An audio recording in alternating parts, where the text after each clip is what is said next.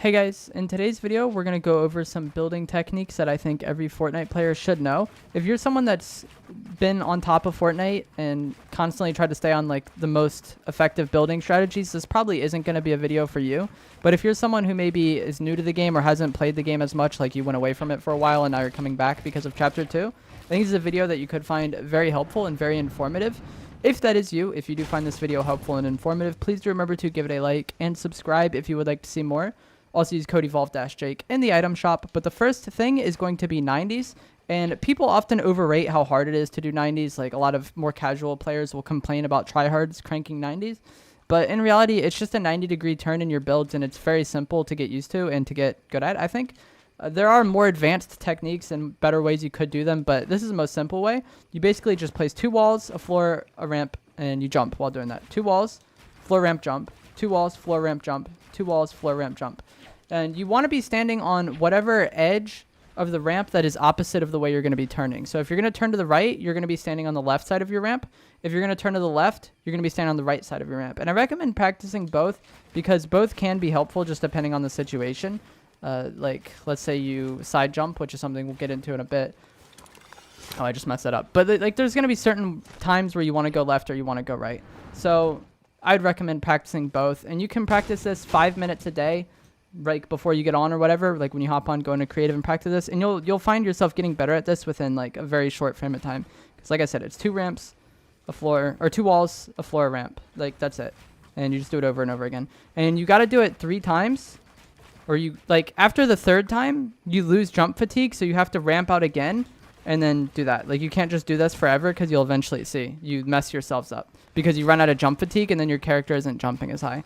So just do this. You'll get the timing down eventually. It's not too difficult. You want to avoid hitting the wall as much as you can because it destroys your momentum. Like if you jump into this wall, it messes you up. So you want to jump more diagonally away from it. It's kind of a hard thing to get used to, but you want to avoid hitting the wall. You're probably going to hit it a lot at first, but yeah, it's just something you got to get used to. And as you put the time in, you will get better at it. And the next thing that we're going to go over kind of combos decently well with 90s. And that is a side jump. Let me see if I'm about to hit height. I don't even know. But you're going to place a pyramid. This is really good for retaking high ground because it catches a lot of people off guard. And a lot of players like to use pyramids in the game right now.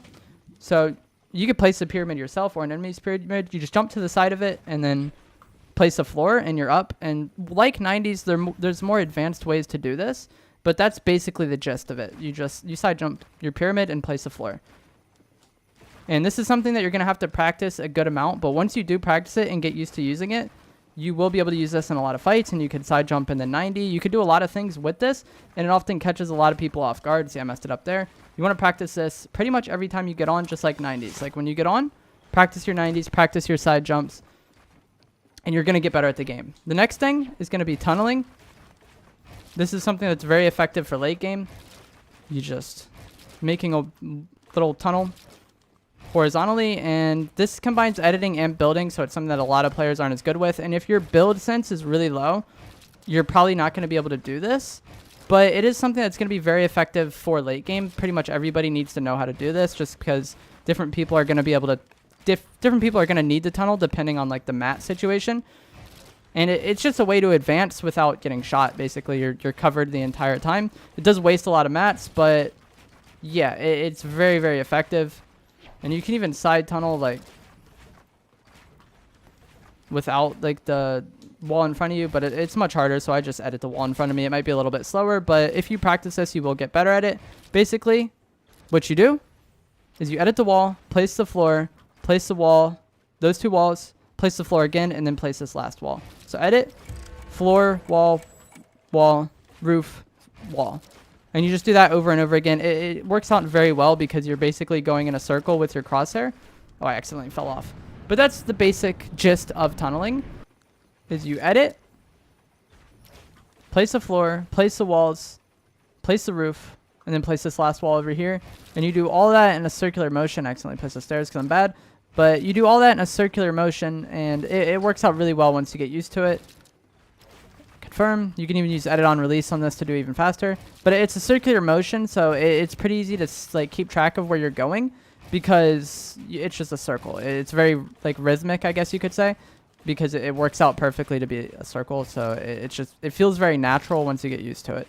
And one setting that I use in case you mess this up or mess up any of your edits is auto open doors.